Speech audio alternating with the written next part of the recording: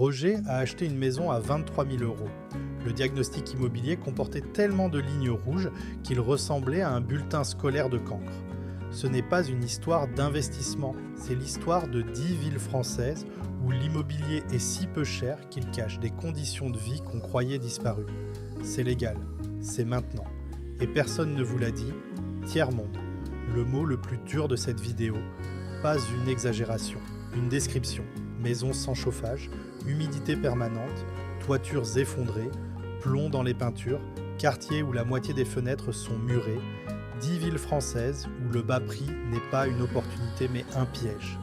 10 retraités français qui y vivent et qui parlent. Si vous regardez encore, vous faites partie des rares retraités qui ont compris que la résidence fiscale est une décision, pas une fatalité. On est entre nous ici. Vous pensez connaître l'immobilier à bas prix, mais connaissez-vous le vendeur qui décrivait l'humidité comme une fraîcheur naturelle? Vous n'êtes pas prêt pour la suite? Abonnez-vous pour les 10 villes où le bas prix peut tuer votre patrimoine et votre santé. On décortique tout. Avant qu'on attaque, une annonce. J'ai mis tout ça dans un livre. Tirage limité. Il n'est pas en librairie, il n'est pas sur Amazon. Il est uniquement ici, pour cette communauté. La carte des 40 villes en effondrement immobilier avec niveau de dégradation et la checklist des 12 vices rédhibitoires dans un seul document. Lien dans la description, QR code à l'écran. Quantité limitée. On y va. Numéro 10. Roubaix quartier Nord. Le vice caché qui justifie le bas prix. Bernard a acheté à 23 000 €. Il a découvert chaque vice un par un. Bernard à 10h, le quartier de l'Alma à Roubaix, l'odeur de la brique humide et du chauffage gaz défectueux. Bernard, 68 ans, ancien ouvrier, propriétaire d'une maison rue de l'Alma, racheté 23 000 € en 2024. Ce que les diagnostics révèlent, Roubaix quartier Nord cumule en moyenne 8 vices, cachés par maison à moins de 30 000 €. Plomb, peinture pré-1000 949, amiante, humidité ascensionnelle, mérule, toiture en fin de vie, électricité non conforme, plomberie en plomb, isolation absente. Et vous avez raison qu'une maison à 23 000 € a forcément un vice caché. C'est une objection légitime. Sauf que voici exactement lesquels et dans quel cas ça reste malgré tout une opération rentable. Pour Bernard, qui peut faire 70% des travaux lui-même, artisan retraité, le coût de remise aux normes, 38 000 €. Pour un acheteur sans compétences, 95 000 € minimum. Donc rentable pour Bernard, ruineux pour un autre. Sa maison achetée 23 000 €. Diagnostic, 11 lignes rouges, plomb, amiante, mérule, humidité, DPEG, électricité, plomberie, gaz, toiture, isolation, fenêtre. Coût total travaux, Bernard, 70% en propre, 38 000 €, valeur post-rénovation, 88 000 €, loyer T, 3 équivalents quartier Nord, 320 €. Au centre Roubaix, même T, 3, 480 €. Différence, 160 €. Calcul cumulatif, 23 000 plus 38 000 égale 61 000 € investis pour 88 000 € de valeur. Différence, plus 44%, c'est l'équivalent d'avoir transformé un piège en opportunité par les compétences. C'est aussi le prix exact qu'il a refusé pour la maison voisine identique, 22 000 €. Il a estimé qu'il n'avait plus le courage pour une seconde rénovation. Si c'était vous, ce serait 23 000 € d'achat, plus 38 000 de travaux, ce que vous gagnez et ce que vous perdez. L'avantage, prix d'entrée nul, plus-value si rénovation maîtrisée. L'inconvénient, 11 vices cachés, santé exposée si rénovation mal faite. Le calcul, 61 000 d'investissement pour 88 000 de valeur. La balance penche pour les bricoleurs aguerris, pas les autres. C'est légal, c'est maintenant. Sur le forum Roubaix Vices Cachés, 2200 membres, Bernard, 68 ans. Une maison à 23 000 € à Roubaix, c'est comme un héritage avec une boîte de Pandore, sauf que la boîte est fermée à clé. En clair, 11 lignes rouges, 38 000 de travaux pour 88 000 de valeur. Voici ce que personne ne vous dira. Votre notaire est le seul notaire au monde qui n'a jamais lu un diagnostic immobilier avant signature. Vocabulaire de cabinet. Vous avez un tiroir avec un dossier vérification diagnostic 2023 jamais analysé. Ce tiroir vous a coûté 14 000 € de travaux non chiffrés. C'est Capital sur M6 mais avec un sujet sur l'immobilier de luxe quand vous regardez les maisons à 23 000 €. Parlons du diagnostic immobilier une seconde. Vous demandez, vous recevez 38 pages, vous lisez les 4 premières, vous abandonnez, vous signez, vous payez les travaux par la suite. C'est l'inverse exact d'une décision éclairée. Roubaix-Quartier, Nord, à la plus haute densité française de logements classés D, P, E, F ou G. 78% des maisons à moins de 30 000 € sont dans cette catégorie. Devant la maison achetée lundi matin, mars, vous tenez le diagnostic immobilier. 38 pages, 11 lignes rouges. Le diagnostic est plus lourd que la valeur affichée. Le diagnostic est devenu un objet de réalité crue. Vous comprenez en silence que le prix bas est l'aveu d'une difficulté.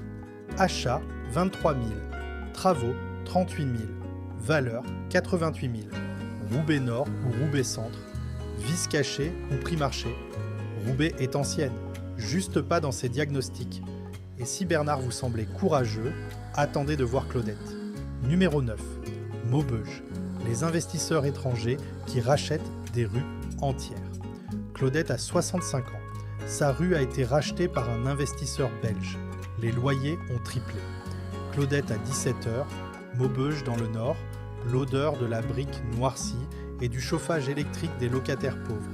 Claudette, 65 ans, ancienne aide-soignante, propriétaire d'une maison rue des Casernes, vendue à un fonds belge en 2024. Ce que la spéculation transfrontalière fait, Maubeuge a vu 320 maisons rachetées par 14 fonds d'investissement, belges et néerlandais, entre 2020 et 2025, qui ont relevé les loyers de 40 à 60% en moyenne.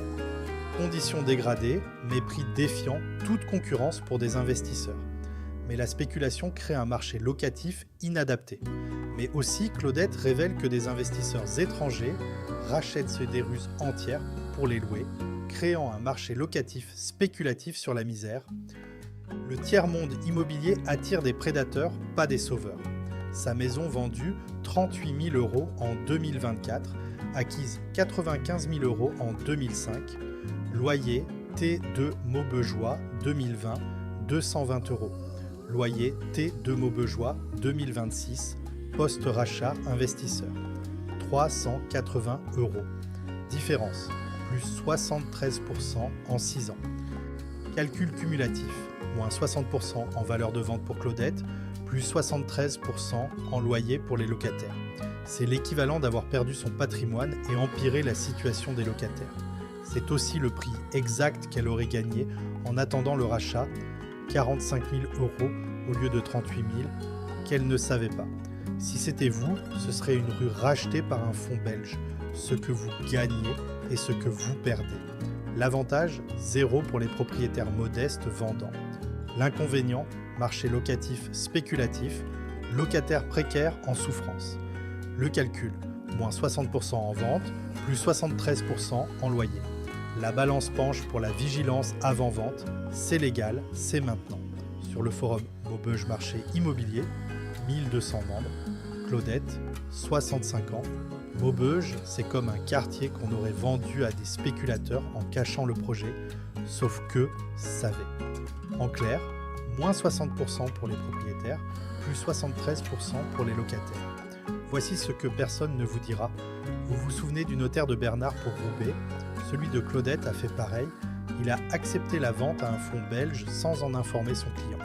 Votre notaire est le seul notaire qui n'a jamais distingué un acheteur particulier d'un fonds d'investissement étranger dans son accompagnement. Vocabulaire d'exécution. Vous avez une lettre du fonds belge proposant 38 000 €. Vous l'avez signée. Cette lettre valait 7 000 € de plus-value perdue. C'est la SNCF, mais avec un train transfrontalier qui amène des investisseurs et repart avec des bénéfices. Vous vous souvenez du conseiller de Bernard à Roubaix? Celui de Claudette a fait pire. Il a recommandé la vente rapide à un fonds. Des fonds belges, 1 seconde. Ils achètent en cash, ils signent en 30 jours, ils louent En 6 mois, ils relèvent les loyers de 40 à 60% au premier renouvellement. Ils encaissent, ils investissent ailleurs. C'est l'inverse exact d'un acheteur individuel qui valoriserait le quartier. Maubeuge est l'une des 6 villes françaises où les fonds d'investissement transfrontaliers détiennent plus de 8% du parc immobilier individuel. Une concentration qui crée des marchés locatifs, spéculatifs sans précédent. Étude du notaire, vendredi matin, septembre 2024. Vous tenez la promesse de vente à 38 000 €. À côté, la lettre du fonds belge expliquant qu'il achète 47 maisons dans le même quartier. La promesse est devenue un objet de cession en masse. Vous comprenez en silence que les fonds achètent une rue, pas une maison. Avant 2020, 220 € de loyer. Après 2024, 380 €. Maubeuge ou Mons, Belgique. Propriétaire ou locataire spéculé, Maubeuge est française, juste pas dans ses marchés. Et si Claudette vous semblait grugée, attendez de voir Marcel. Numéro 8, Denain. La ville qui survit malgré tout. Marcel a 71 ans. Il vit à Denain depuis 1974. Il sait pourquoi certains y restent. Marcel à 10h, Denain dans le nord, l'odeur du beffroi et du sucré du carnaval annuel. Marcel, 71 ans, ancien ouvrier sidérurgiste, Usinor, propriétaire d'une maison de mineurs depuis 1976. Ce que la résistance ouvrière préserve. Denain a perdu 8000 habitants depuis 1980, mais 12 000 fidèles sont restés grâce à un tissu associatif et social exceptionnel. Et vous avez raison que ces prix annoncent une ville morte. C'est une objection légitime. Sauf que voici ce qui survit pourtant à Denain et pourquoi certains y restent. Le tissu associatif denainois compte 220 associations actives pour 19 000 habitants, soit une association pour 86 habitants, l'un des plus hauts ratios français. La solidarité ouvrière fonctionne. Sa maison vaut 32 000 €, achetée 145 000 francs en 1976, soit 22 000 €. Loyer maison mineure T3, 240 €. À Valenciennes voisine, même T3, 480 €. Différence, 240 €. Vacances commerciales, rue de Villars, 18 sur 42. Calcul cumulatif, moins 45% en patrimoine sur 50 ans, mais un quotidien social riche. C'est l'équivalent d'avoir perdu en valeur, mais gagné en lien social. C'est aussi le prix exact des cotisations associatives qu'il paie chaque année. 320 €, 8 associations à 40 €. Si c'était vous, ce serait moins 45% en patrimoine, mais 220 associations à votre porte. Ce que vous gagnez et ce que vous perdez. L'avantage, tissu social exceptionnel, prix bas. L'inconvénient, effondrement économique. Le calcul, moins 45%, mais une association pour 86 habitants. La balance penche pour qui valorise le social. C'est légal, c'est maintenant. Sur le forum Denain Mémoire Ouvrière, 1400 membres. Marcel, 71 ans. Denain, c'est comme une famille si pauvre mais qui ne lâche personne, sauf que la famille a 19 000 membres. En clair, moins 45% en patrimoine, 220 associations actives. Voici ce que personne ne vous dira. Vous vous souvenez du notaire de Claudette pour Maubeuge? Celui de Marcel a fait pareil. Il a estimé ville morte sans regarder le tissu associatif. Votre notaire est le seul notaire qui n'a jamais inscrit tissu associatif comme critère de valorisation immobilière. Vocabulaire d'individu. Vous avez un tableau Excel patrimoine 2010 à 2025 qui ne montre que la valeur immobilière. Ce tableau ne montrait pas le capital social, il valait votre lien humain. C'est Capital sur M6 qui ferait un sujet sur Denain en parlant de chômage sans citer les 220 associations. Denain. Denain a le plus haut ratio association sur habitants des villes françaises de plus de 15 000 habitants. Un signe de résilience sociale documenté par l'INGEP. Salle des fêtes de Denain, samedi soir, février. Vous tenez le calendrier annuel des 220 associations. Il fait 4 pages. Le calendrier est plus dense que votre agenda de cadre. Le calendrier est devenu un objet de vie collective. Vous comprenez en silence que la pauvreté n'efface pas le lien, moins 45% en valeur. 220 associations. 8000 parties, 12 000 fidèles. Denain ou Valenciennes, social ou anonymat. Denain est ouvrière. Juste plus dans ses mines. Et si Marcel vous semblait fidèle, attendez de voir Sylvie. Numéro 7, Bruay-la-Buissière, le coron UNESCO, oublié de ses propriétaires. Sylvie a 64 ans. Sa maison est classée UNESCO depuis 2012. Elle vaut 28 000 €. Sylvie a 17h, Bruay-la-Buissière, l'odeur du charbon froid, des terrils et du chicon. Sylvie, 64 ans, ancienne infirmière, propriétaire d'une maison de coron classée UNESCO depuis 2012. Ce que le classement UNESCO ne change pas. Bruay-la-Buissière fait partie du bassin minier classé UNESCO en 2012, mais les corons n'ont pas vu leur valeur augmenter. Au contraire, ils ont perdu 12% en 10 ans malgré le classement. Sa maison vaut 28 000 €. Loyer coron classé UNESCO, 220 €. À l'île voisine, même surface, 580 €. Différence, 360 €. Population Bruay 2010, 24 000, 2026, 22 000. Calcul cumulatif, moins 12% en patrimoine sur 14 ans, malgré classement UNESCO. C'est l'équivalent d'avoir un patrimoine mondial sans valorisation.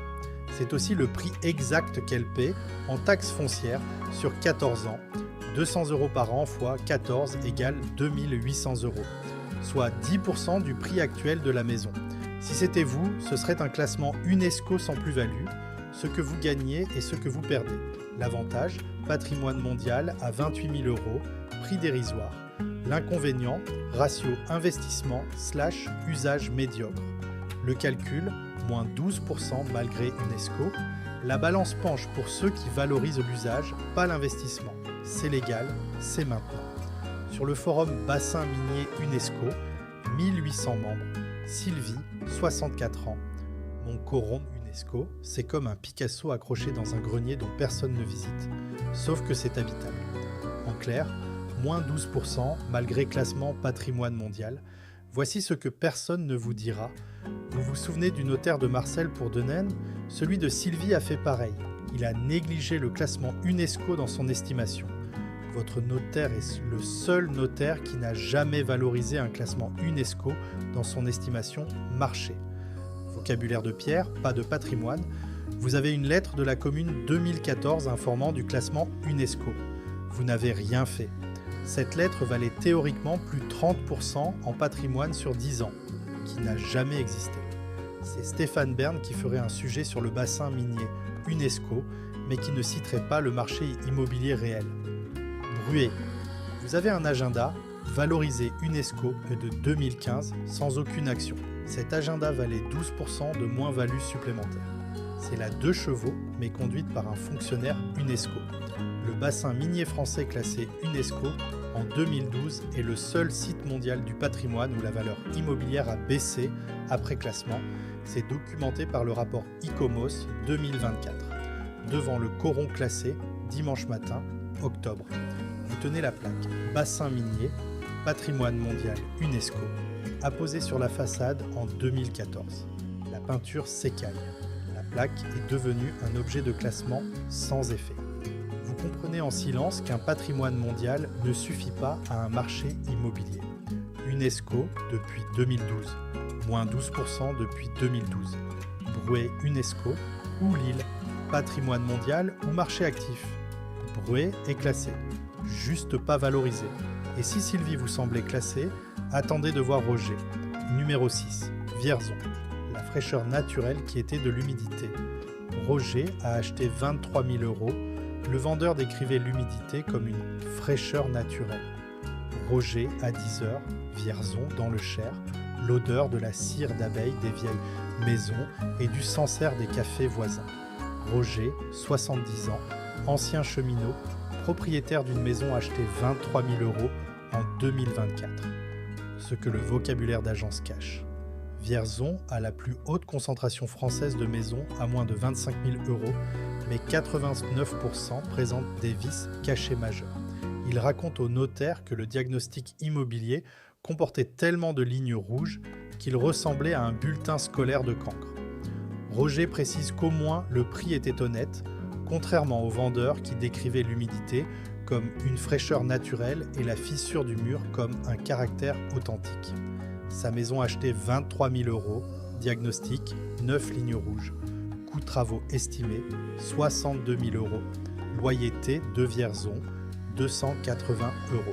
À Bourges voisine, même T2 520 €, différence 240 €. Population Vierzon 1975, 33 000, 2026 24 000, calcul cumulatif 23 000 plus 62 000 égale 85 000 € pour atteindre l'habitabilité. C'est l'équivalent d'avoir payé une rénovation complète à valeur marché. C'est aussi le prix exact qu'il dépensera s'il fait faire tous les travaux, 62 000 €, soit 270% du prix d'achat. Si c'était vous, ce serait 85 000 € pour atteindre l'habitabilité. Ce que vous gagnez et ce que vous perdez. L'avantage, 0 pour un acheteur sans compétences. L'inconvénient, tout. Santé, finances, temps. Le calcul, 23 000 d'achats plus 62 000 de travaux. La balance penche absolument pour ne pas acheter sans compétences. C'est légal, c'est maintenant. Sur le forum Vierzon Immobilier Réel, 640 membres, Roger, 70 ans. Mon vendeur, c'est comme un dentiste qui appelle ses caries caractère ancien, sauf qu'il avait raison sur le caractère. En clair, 9 lignes rouges pour 23 000 € d'achat. Définitivement. Voici ce que personne ne vous dira. Vous vous souvenez du notaire de Sylvie pour Bruay ? Celui de Roger a fait pareil. Il a lu le diagnostic à voix basse, sans insister sur les lignes rouges. Votre notaire est le seul notaire qui n'a jamais traduit fraîcheur naturelle par humidité ascensionnelle devant son client. Vous avez un tableau Excel achat Vierzon 2023 sans aucune colonne vis cachée. Ce tableau valait 62 000 € sous-estimés. C'est Maître Capello, mais qui n'aurait jamais corrigé fraîcheur naturelle par humidité. Du vocabulaire d'agence, 1 seconde. Caractère ancien égale vieille construction sans rénovation. Charme rétro égale inadapté aux normes actuelles. Fraîcheur naturelle égale humidité ascensionnelle. Petite imperfection esthétique égale fissure structurelle. Authenticité préservée égale aucune rénovation depuis 1960. C'est l'inverse exact du langage technique. 78% des annonces immobilières françaises à moins de 30 000 € utilisent au moins 3 euphémismes pour masquer des vices cachés. C'est documenté par l'UFC Que Choisir. Vous êtes là. Devant la maison achetée 23 000 € samedi matin, juin, vous tenez le diagnostic immobilier. 9 lignes rouges. Le diagnostic est plus dur que les murs. Le diagnostic est devenu un objet de vérité crue. Vous comprenez en silence que la fraîcheur était une fuite. Annonce, fraîcheur naturelle. Diagnostic. Humidité ascensionnelle 8 mètres carrés. Catégorie 3. Vierzon ou Bourges. Vice ou prix marché. Vierzon est ancienne, juste pas dans ses adjectifs. Et si Roger vous semblait floué, attendez de voir Paulette. Numéro 5, Hirson. Le quartier prioritaire qui ne l'est pas vraiment. Petite parenthèse, tout ce qu'on décortique ici, les vices cachés, les villes pièges, les diagnostics, c'est dans le livre. Lien dans la description ou scannez le QR code à l'écran, avec la checklist des 12 vices rédhibitoires. Fin de la parenthèse. On continue. Paulette a 67 ans et un quartier prioritaire depuis 1995. Aucun investissement n'est arrivé. Paulette à 18h, Hirson dans l'Aisne, l'odeur du diesel du Thiérache et du froid des maisons mal isolées. Paulette, 67 ans. Ancienne couturière, propriétaire d'une maison rue de Sébastopol depuis 1992, ce que les quartiers prioritaires illustrent. Hirson Centre-Ville est classé en quartier prioritaire de la politique de la ville, QPV, depuis 1995, sans transformation visible 30 ans après. L'État français a un nom pour ces villes où l'on vit dans des conditions de tiers-monde. Il s'appelle quartier prioritaire de la politique de la ville. Le mot prioritaire suppose qu'on s'en occupe en premier. Hirson est prioritaire depuis des décennies. En 2026, on y vit toujours dans l'humidité, le froid et l'abandon. Paulette en conclut que prioritaire dans le vocabulaire de l'État signifie exactement le contraire. C'est la liste de ce qu'on a décidé d'oublier en priorité. Sa maison vaut 18 000 €, achetée 95 000 francs en 1992, soit 14 500 €. Loyer maison classique, 180 €. À Saint-Quentin-Voisine, même surface, 380 €. Différence, 200 €. Population Hirson, 1990. 11 000, 2026, 8 800. Investissement QPV cumulé sur Hirson, 4,8 millions d'euros sur 30 ans. Calcul cumulatif, 4,8 millions investis officiellement par l'État pour une perte de 2200 habitants. C'est l'équivalent de 2180 € par habitant parti. C'est aussi le prix exact qu'elle a payé en charges hivernales sur 30 ans. Environ 4200 €, soit 2 fois le ratio par habitant. Si c'était vous, ce serait un quartier prioritaire depuis 30 ans, toujours en survie. Ce que vous gagnez et ce que vous perdez. L'avantage, prix dérisoire, aucun.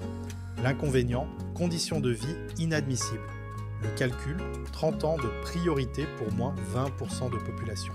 La balance penche pour le départ, c'est légal, c'est maintenant. Sur le forum Aisne-H, 480 membres, Paulette, 67 ans. Le quartier prioritaire d'Hirson, c'est comme une liste de Noël qu'on aurait oublié de poster. Sauf que les enfants attendent depuis 30 ans. En clair, 30 ans de QPV, moins 20% de population, 4,8 millions pour rien. Voici ce que personne ne vous dira. Vous vous souvenez du notaire de Roger pour Vierzon? Celui de Paulette a fait pire. Il a estimé sa maison potentielle QPV comme un atout. C'est un piège. Votre notaire est le seul notaire qui n'a jamais lu le rapport Dries sur les QPV depuis 1995. Vous avez une lettre de la préfecture 2018 confirmant le maintien en QPC. Vous l'avez classé en espoir. Cette lettre valait 18 000 € de moins-value. C'est France 3 régional qui parle de l'Aisne sans jamais faire le bilan des QPV. Vous vous souvenez du notaire de Bernard pour Roubaix? Celui de Paulette a fait pire. Il a parlé de potentiel ANRU sans aucun chantier ouvert depuis 1995.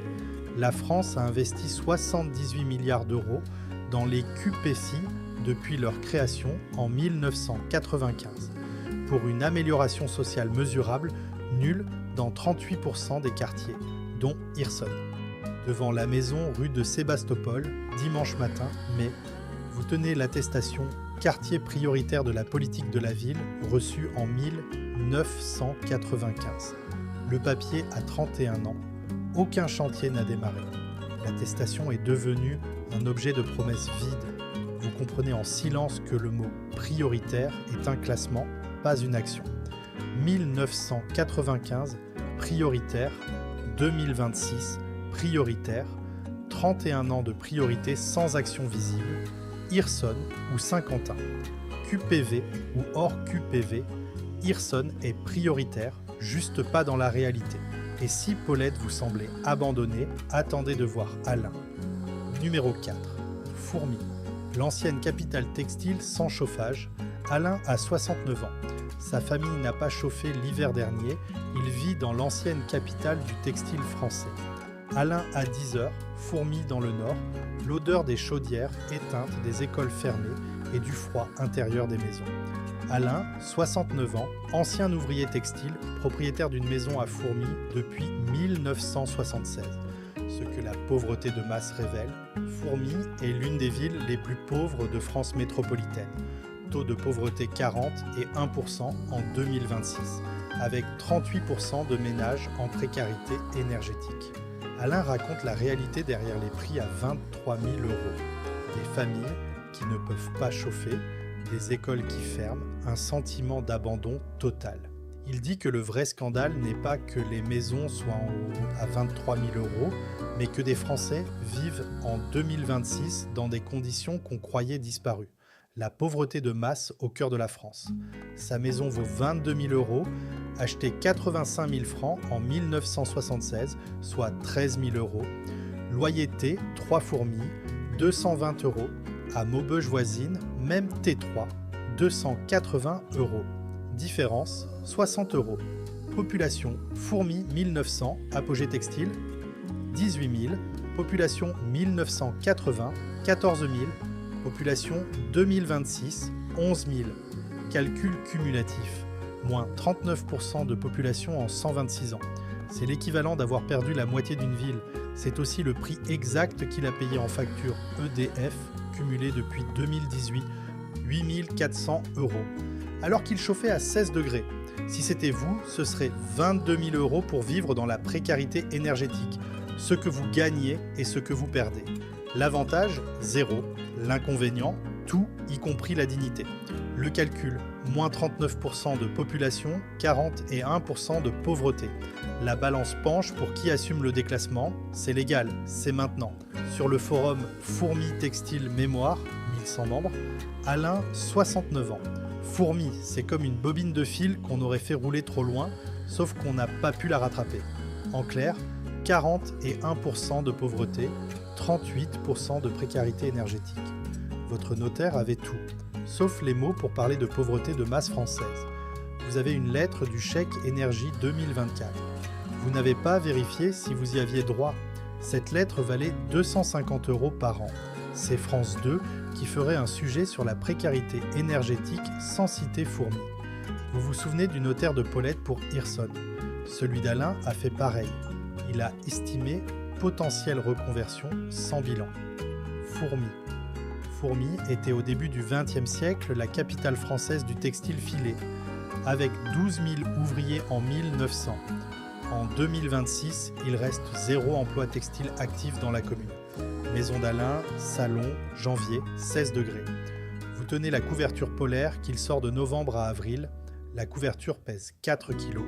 Elle est devenue un objet de survie quotidienne. Vous comprenez en silence que la France a des températures intérieures du tiers-monde. 1900, 18 000 habitants. 2026, 11 000, moins 39%. Fourmi ou Maubeuge. Pauvreté ou un peu moins. Fourmi est ancienne. Juste plus. Dans ses fils. Et si Alain vous semblait honteux, attendez de voir Yvette. Numéro 3. Saint-Quentin-Cartier. Le tiers-monde nuancé selon les quartiers. Yvette a 63 ans. Saint-Quentin est diverse. Mais certains quartiers sont une autre France. Yvette à 17h, Saint-Quentin et son quartier Faubourg Saint-Martin, l'odeur du gâteau de Saint-Quentin et du diesel des bus. Yvette, 63 ans, ancienne aide-soignante, propriétaire d'une maison dans le Faubourg depuis 1998, ce que la disparité intra-urbaine cache. Saint-Quentin compte 8 quartiers, dont 3 en QP simple, avec un taux de pauvreté de 38% et 5 hors QPC, avec un taux moyen de 15%, un certain dynamisme urbain de centre. Mais certains quartiers sont en effondrement. Mais aussi, Yvette révèle que tiers-monde est un mot exagéré pour la France globalement, mais que certains quartiers de Saint-Quentin présentent objectivement des conditions de vie comparables à ce que ce terme évoque. Taux d'humidité dans les logements, chauffage absent, plomb dans les peintures, mortalité infantile 2 fois la moyenne nationale. Sa maison vaut 38 000 euros, achetée 145 000 francs en 1998, soit 22 000 euros. Loyer T, 3 Faubourg Saint-Martin, 280 euros. Saint-Quentin Centre, même, T3, 480 euros. Différence, 200 euros. Mortalité infantile. Faubourg, 6,2 pour 1000. Moyenne France, 3,2. Différence, x2. Calcul cumulatif. Un quartier français avec mortalité infantile doublé par rapport à la moyenne. C'est l'équivalent d'avoir des indicateurs sanitaires de pays en développement. C'est aussi le prix exact qu'elle a payé en analyse médicale pour sa petite fille, née en 2024 dans le quartier, qui présentait du plomb dans le sang, 1200 euros. Si c'était vous, ce serait une mortalité infantile de pays émergents, ce que vous gagnez et ce que vous perdez. L'avantage, prix bas. L'inconvénient, santé publique critique. Le calcul, prix x 7 moins cher, mais mortalité x 2. La balance penche absolument pour les quartiers hors QPV. Vous n'avez pas besoin de l'accord de votre entourage. Sur le forum Esne Santé Publique, 820 membres, Yvette, 63 ans. Le faubourg, c'est comme un quartier français, géographiquement, mais pas sanitairement. Sauf que les habitants sont français. En clair, mortalité infantile doublée. Voici ce que personne ne vous dira. Vous vous souvenez du notaire d'Alain pour Fourmille ? Celui d'Yvette a fait pareil. Il a ignoré les indicateurs sanitaires dans son estimation. Votre notaire est le seul notaire qui n'a jamais consulté les statistiques de mortalité infantile par quartier. Pourtant, disponible en open data. Vous avez une lettre du laboratoire d'analyse 2024 confirmant la présence de plomb dans le sang de votre petite fille. Vous l'avez classé dossier médical. Cette lettre valait votre départ du quartier. C'est la CAF, mais sans alerte sanitaire spécifique au quartier à plomb. 14 quartiers prioritaires en français ont une mortalité infantile supérieure à 2 fois la moyenne nationale, un indicateur médical équivalent à certaines zones de pays en développement, documenté par l'OMS Europe. Cabinet médical, mardi matin, septembre. Vous tenez le résultat d'analyse de votre petite fille. Plomb dans le sang, 7,2 microgrammes par décilitre. Seuil OMS d'alerte, 5,0 microgrammes par décilitre. Le papier est plus inquiétant que le diagnostic immobilier. Le résultat est devenu un objet de santé publique alarmant. Vous comprenez en silence que certaines économies coûtent la santé des enfants. Plomb sang, 7,2 microgrammes par décilitre. Seuil OMS, 5,0. Quartier français en 2026. Faubourg ou centre, prix ou santé, Saint-Quentin et diverses. Juste pas sanitairement uniforme. Et si Yvette vous semblait précautionneuse, attendez de voir Michel. Numéro 2. Charleville-Faubourg. Les faubourgs ardennais à 22 000 €. Michel a 72 ans. Il vit dans un faubourg de Charleville où les maisons valent moins que sa voiture. Michel à 10h, le quartier Manchester de Charleville-Mézières, l'odeur de la Meuse et du fer rouillé des anciennes forges. Michel, 72 ans, ancien métallurgiste, propriétaire d'une maison rue Manchester depuis 1979. Ce que les faubourgs ardennais préservent, Charleville-Faubourg offre des maisons à partir de 20 000 €, mais avec des conditions structurelles dégradées. 67% des logements à moins de 25 000 € sont en DP, EF ou G. Sa maison vaut 22 000 €. Sa voiture, une Dacia Sandero 2018, vaut 8 000 €, donc 36% de sa maison. Loyer maison rue Manchester, 220 €. À Charleville-Centre, même surface, 380 €. Différence, 160 €. Calcul cumulatif. Valeur maison égale 2,75 fois sa voiture. C'est l'équivalent d'avoir un patrimoine immobilier de la valeur d'une utilitaire. C'est aussi le prix exact qu'il dépensera en chauffage gaz cet hiver. 1 800 €, soit 9% de la valeur de la maison qu'il chauffe. Si c'était vous, ce serait une maison qui vaut 2 voitures. Ce que vous gagnez et ce que vous perdez. L'avantage, prix dérisoire. L'inconvénient, DPEF ou G, chauffage onéreux. Le calcul, maison égale 2 voitures. La balance penche pour la vente, c'est légal, c'est maintenant. Sur le forum Ardennes Faubourg, 920 membres, Michel, 72 ans. Ma maison, c'est comme un Dacia Sandero avec un toit fixe, sauf qu'on ne peut pas la déplacer. En clair, maison égale 2,75 voitures. Définitivement. Voici ce que personne ne vous dira.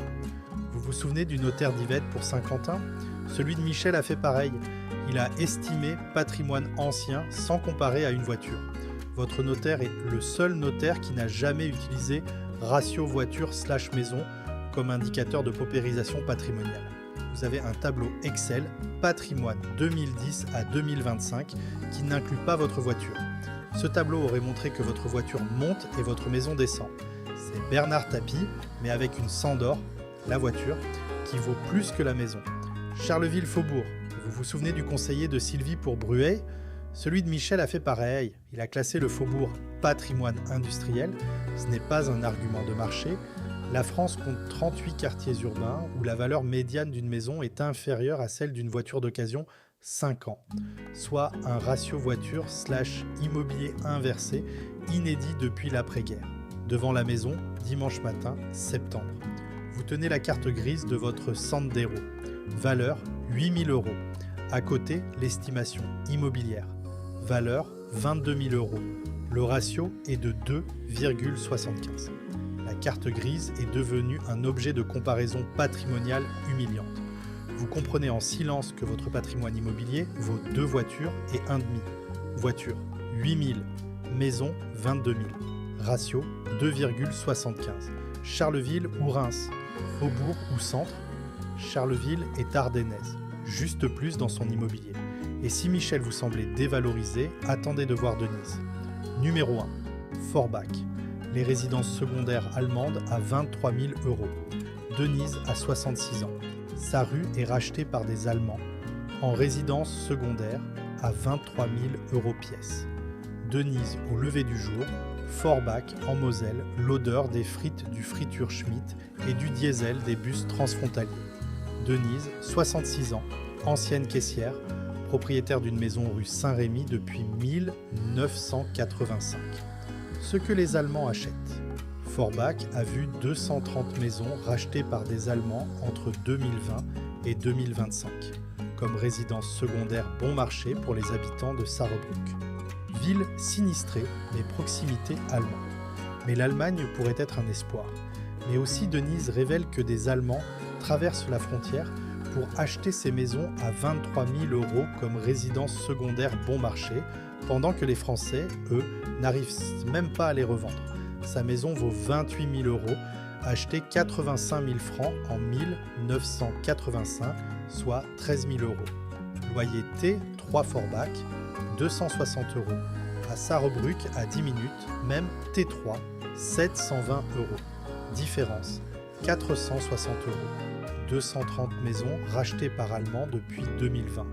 Taux d'occupation moyen des résidences secondaires allemandes, 35 jours par an. Calcul cumulatif, 230 maisons quasi vides, 330 jours par an, achetées par des Allemands à 23 000 euros pièce. C'est l'équivalent d'avoir vendu sa rue à des voisins étrangers qui n'y vivent pas. C'est aussi le prix exact qu'elle aurait gagné en vendant, 28 000 euros, soit 87% du prix d'une voiture neuve. Si c'était vous, ce serait votre rue rachetée par les Allemands, ce que vous gagnez et ce que vous perdez. L'avantage, 0 pour les vendeurs modestes. L'inconvénient, un quartier mort 11 mois par an. Le calcul, 230 maisons quasi vides, plus 35 jours d'occupation par an. La balance penche pour qui veut vendre rapidement. C'est légal, c'est maintenant. Sur le forum Moselle Transfrontalière, 1400 membres. Denise, 66 ans. Forbach, c'est comme un quartier qu'on aurait converti en gîte allemand. Sauf que les gîtes sont fermés 11 mois par an. En clair, 230 résidences secondaires allemandes, occupation 35 jours par an, définitivement. Voici ce que personne ne vous dira. Vous vous souvenez du notaire de Michel pour Charleville. Celui de Denise a fait pareil. Il a vendu à des Allemands sans en informer ses clients français. Votre notaire est le seul notaire qui n'a jamais distingué un acheteur résident d'un acheteur résident secondaire dans son accompagnement. Forbach. Vous avez un agenda vendre 2024 sans aucune mention acquis. Cet agenda valait l'identité de votre acheteur. C'est Capital sur M6 qui ferait un sujet sur Sarrebruck sans citer Forbach. Forbach a le plus haut ratio de résidences secondaires étrangères au mètre carré bâti des villes françaises de plus de 20 000 habitants. Un phénomène appelé désurbanisation transfrontalière par achat secondaire. Rue Saint-Rémy, dimanche matin, octobre. Vous tenez la liste des 230 maisons vendues aux Allemands depuis 2020. Vous reconnaissez 14 noms de voisins partis. La liste est plus longue qu'une liste d'invités. La liste est devenue un objet de mutation démographique. Vous comprenez en silence que votre rue est devenue un gîte étranger. Forbach, 23 000, Sarrebruck, 720 euros de loyer. Allemand résident 35 jours. Forbach ou Sarrebruck. Vendre ou rester. Forbach est française. Juste pas dans ses acheteurs. Bernard à Roubaix, 11 lignes rouges sur 23 000 euros d'achat. Claudette à Maubeuge, plus 73% de loyer après rachat par fonds belge. Marcel à Denain, 220 associations actives. Alain à Fourmi, 41% de taux de pauvreté. Et Denise, elle, voit 230 maisons devenir des gîtes allemands quasi vides 11 mois par an. C'est ça la différence. Ceux qui ont regardé jusqu'ici savent quelque chose que leurs notaires ne leur ont pas dit. C'est pour ça qu'on est là. Votre notaire ne vous a toujours pas appelé pour vous parler de ça. Mais nous, on l'a fait. Et si vous voulez tout ça entre vos mains, un vrai livre, pas un PDF, pas un article de blog, le lien est dans la description. Vous scannez le QR code à l'écran, 22 €, tirage limité. Moins cher que la fraîcheur naturelle que le vendeur de Roger, facturé en supplément à Vierzon. Likez cette vidéo parce qu'on a recompté le tiers-monde immobilier français. Abonnez-vous parce que la prochaine vidéo décortique les 10 anciennes capitales françaises devenues villes fantômes.